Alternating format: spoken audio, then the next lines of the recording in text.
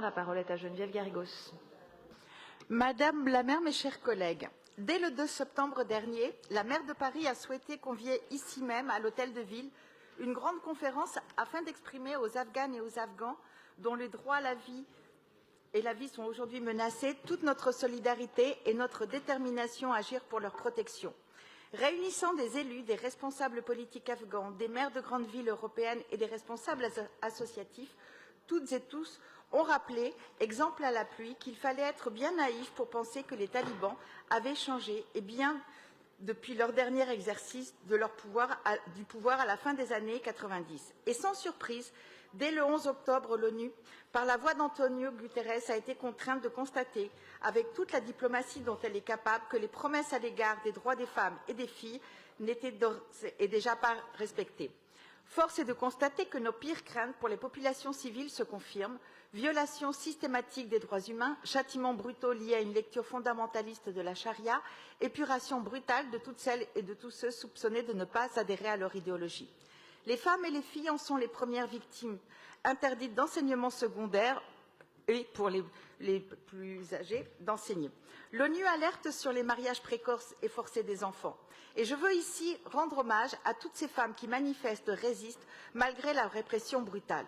Je l'ai rappelé lors de ma présentation du vœu sur l'accueil des réfugiés, le pont aérien mis en place par l'État français, qui a pris fin le 28 août dernier, aura permis d'évacuer 3000 personnes, parmi lesquelles 2600 Afghanes et Afghans. Pour toutes celles et ceux restés en Afghanistan, nous le savons, la situation est dramatique. À la crise politique s'ajoute aujourd'hui la crise humanitaire. La prise de Kaboul par les talibans a en effet provoqué un arrêt brutal de la majeure partie du soutien à l'aide humanitaire, pourtant indispensable depuis des années à la population. Aujourd'hui, le pays fait face à une sécheresse exceptionnelle. Le système bancaire est paralysé par le nouveau régime et les denrées alimentaires de base, le blé, le riz, sont devenus hors de prix. Les conséquences sont dévastatrices, notamment pour les enfants de moins de 5 ans. On estime qu'ils seront d'ici la fin de l'année plus de 3 millions à souffrir de malnutrition aiguë.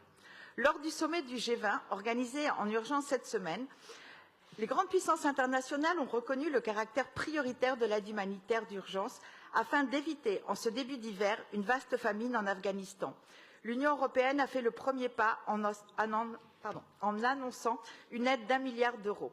La réouverture partielle de l'aéroport devrait permettre le réacheminement de l'aide internationale, bien qu'aucune garantie n'ait là encore été apportée par les talibans. Dans ce contexte, Action contre la faim, à l'instar de nombreuses autres ONG internationales, a exhorté les dirigeants mondiaux à envoyer un message clair et une aide vitale pour montrer que la vie des femmes, des hommes et des enfants d'Afghanistan compte.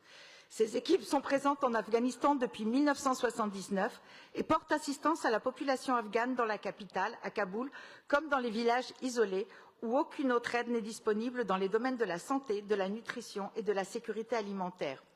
Grâce au soutien de la ville de Paris et dans une situation d'urgence vitale, l'intervention d'Action contre la faim permettra d'apporter une assistance prioritaire aux enfants de moins de 5 ans et aux familles sous-alimentées.